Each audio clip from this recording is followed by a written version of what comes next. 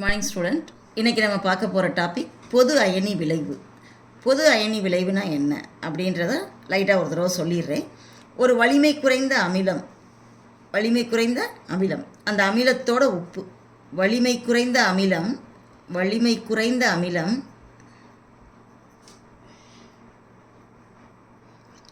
குறைந்த அமிலம்னா பிரிகை வீதம்ன்றது ரொம்ப குறைச்சி தான் இருக்கும். ஏன்னா சமநிலையில் இருக்கும். பிரிக்கும் பொழுதே அந்த அயனிகள் சேர்ந்து அந்த வலிமை குறைந்த அமில மூலக்கூறுவை உருவாக்கும். அப்போ வலிமை குறைந்த, அதனால தான் அது என்ன சமநிலை அடைகிறது. வலிமை குறைந்த அமிலம், அந்த அமிலத்தோட உப்பு, அமிலத்தின் உப்பு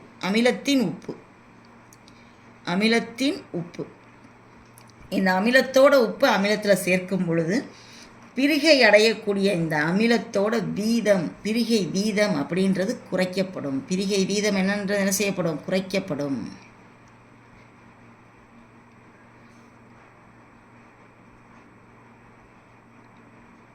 இன்னும் ஒரு தடவை சொல்லிடுவோம்.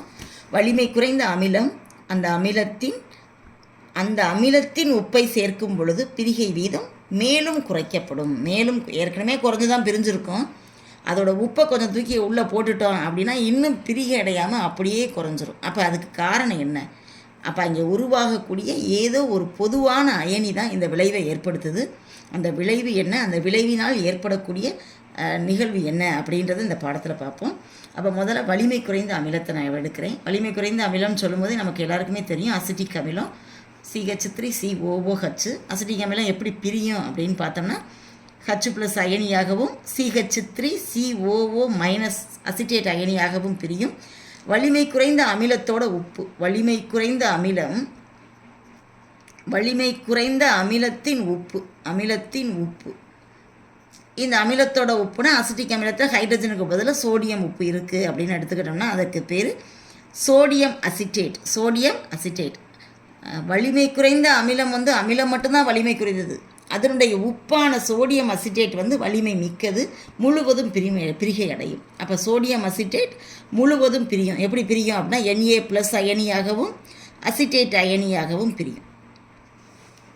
ஃபஸ்ட்டு அமிலம் மட்டும் இருந்துச்சுன்னா H+ அயனியாகவும் அசிட்டேட் அயனியாகவும் பிரிஞ்சிருக்கும்.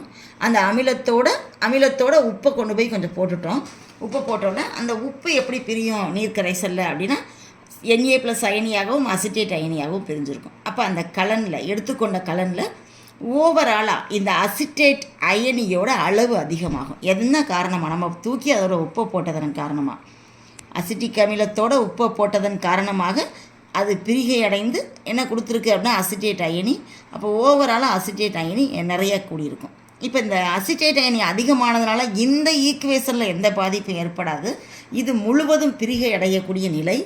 ஆனால் இங்கே பாருங்கள், இது சமநிலை கண்டிஷன். அப்போ அசிட்டிக் அமிலம் கொஞ்சம் பிரிஞ்சு H+ அயனியும் அசிட்டேட் அயனியாகவும் மாறிக்கிட்டே இருக்கும். இந்த விளைபொருள் ரெண்டும் சேர்ந்து வினைப்படு பொருளாக மாறும். இது இவங்களா மாறுவாங்க, இவங்க 2 பேரும் சேர்ந்து இவங்களா மாறுவாங்க. 2 பேரும் மாறி உருவாகும் பொழுது ஒரு குறிப்பிட்ட நிலையில் 2 பேரும் சமநிலையில் இருப்பாங்க. அந்த நிலைக்கு பேர் தான் சமநிலை அப்படின்னு நம்ம சொல்கிறோம். அப்போ சமநிலை அடையும் பொழுது இந்த பக்கம் உள்ள விளைபொருளும் வினைப்படுபொருளோட அளவுகளும் சமமாக இருக்கும். ரெண்டுமே ஈக்குவல் அளவில் இருக்கும் அப்படின்றதான் சொல்லியிருப்போம். அந்த விதியை சொன்னது யார் அப்படின்னா, சமநிலையில் எந்த ஒரு பாதிப்பும் ஏற்படாது, ஏற்பட்டால் அந்த பாதிப்பை அந்த வினையே சரி செய்து கொள்ளும் அப்படின்றது நம்ம 11th ஸ்டாண்டர்ட்லேயே படிச்சிருப்போம். சமநிலை அப்படின்ற பாடத்தில் இயங்கு சமநிலை அப்படின்றது இயற்வேதி சமநிலை பாடத்தில். அப்போ அந்த பாடத்தில் யாரோட விதி அப்படின்னு பார்த்தோம்னா லீ சாட்லியர் விதி.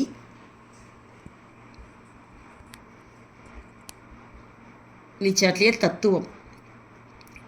அவர் என்ன சொல்லியிருப்பார்? சமநிலையில் ஒரு பாதிப்பை ஏற்படுத்தினால், பாதிப்பு யாரால் ஏற்படுத்த முடியும்? ஒன்று அந்த வினைபடு பொருளோ விளைபொருளோ செறிவை அதிகமாக்கலாம், இல்லைனா செறிவை குறைக்கலாம். செறிவை குறைக்கணும்னா தண்ணியை ஊற்றணும், செறிவை அதிகமாக்கணும்னா அந்த பொருளை அதிகமாக கலக்கணும். அப்போ செறிவை அதிகமாக்கி குறைச்சோம்னா அங்கே சமநிலை பாதிப்படையும். இல்லை வெப்பத்தின் காரணமாக பாதிப்படையும், அழுத்தத்தின் காரணமாகவும் பாதிப்படையும். அப்போ சமநிலை வினையில் ஏதோ ஒரு பாதிப்பு ஏற்படுமானால் அந்த பாதிப்பை சரி செய்ய அந்த வினையே அந்த பாதிப்பை சரி செய்யும் திசையை நோக்கி நகர்ந்து கொள்ளும். இதுதான் லீ சாட்லியர் தத்துவம். அப்போ இங்கே என்ன செஞ்சுருக்கோம்? உப்பை கலந்தோம், அந்த வலிமை குறைந்த அமிலத்தோட உப்பை அது பிரிகை அடைஞ்சு அசிட்டேட் அயனியை கொடுத்துருச்சு. அப்போ அசிட்டேட் அயனியோட அளவு இங்கே செறிவு அதிகமாகிருச்சு. அப்போ இங்கே சமநிலை பாதிக்கப்பட்டுருச்சு. அப்போ அசிட்டேட் அயனி அதிகமாக இருக்குன்னா அதை குறைக்கணும்னு நினைக்கும். என்ன செஞ்சால் குறைக்கலாம்? H+ அயனியோட சேர்ந்து அசிட்டிக் அமிலமாக கன்வெர்ட் ஆனால் ஒரு பாயிண்டில் சமநிலை அடையும் பொழுது இந்த அசிட்டேட் அயனியும் அசிட்டிக் அமிலமும் H+ அயனியும் ஈக்குவலாக இருக்கும். அப்போ சமநிலை அடையும். அப்போ சமநிலையில் நம் பாதிப்பை ஏற்படுத்தினே உப்பை போட்டதன் காரணமாக அப்போ அந்த சமநிலை வினை அந்த பாதிப்பை சரி செய்ய நினைத்து அந்த அசிட்டேட் அயனி முழுவதும் H+ அயனியுடன் சேர்ந்து அசிட்டிக் அமிலமாக மாற்றப்பட்டதன் காரணமாக என்ன ஆயிடுச்சு அப்படின்னா பிரிஞ்ச அசிட்டிக் அமிலத்தோட அயனிகளும் அசிட்டேட் அயனிகளும் அசிட்டிக் அமிலமாக கன்வெர்ட் ஆயிடுச்சு. அப்போ என்ன ஆயிடுச்சு? பிரிகை வீதம் அப்படின்றது ரொம்ப குறைஞ்சி போச்சு.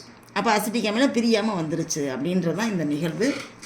இந்த நிகழ்வுக்கு பேர் என்ன அப்படின்னா பொது அயனி விளைவு. இதுக்கு ஏன் பொது அயனி விளைவு அப்படின்னு பேர் வந்துச்சுன்னா இங்கே உருவாக்கப்பட்ட ஒரு பொதுவான அயனியின் காரணமாக விளைந்த விளைவு. அதனால் இதுக்கு பேர் பொது அயனி விளைவு. அசிட்டேட் அயனியின் காரணமாக உருவாச்சு. இதோட தத்துவம் யாரோட தத்துவம் அப்படின்னா லீச்சாட்லியர் தத்துவம். அசிட்டிக் அமிலம் வலிமை குறைந்த அமிலம். அந்த அமிலத்தில் அந்த அமிலத்தோட உப்பு சோடியம் அசிட்டேட் உப்பை கலக்கும் பொழுது அந்த அசிட்டேட் அப்படின்ற பொது அயனியின் காரணமாக லீச்சாட்லியர் தத்துவத்தின் அடிப்படையில் அசிட்டிக் அமிலத்தோட செறிவு அதிகரிக்கிறது. அசிட்டேட் அயனியோட செறிவு அதிகரித்து அந்த செறிவை சரி செய்ய சமநிலையானது அசிட்டிக் அமிலமாக மாற்றப்படுகிறது. அப்போ அந்த அசிட்டிக் அமிலமாக மாறக்கூடிய திசையை நோக்கி வினை நகர ஆரம்பிக்கிறது. அப்போ என்ன ஆகுது அப்படின்னா அசிட்டிக் அமிலத்தோட பிரிகை மேலும் குறைக்கப்படுகிறது. இதுதான் பொது அயனி விளைவு. தேங்க்யூ.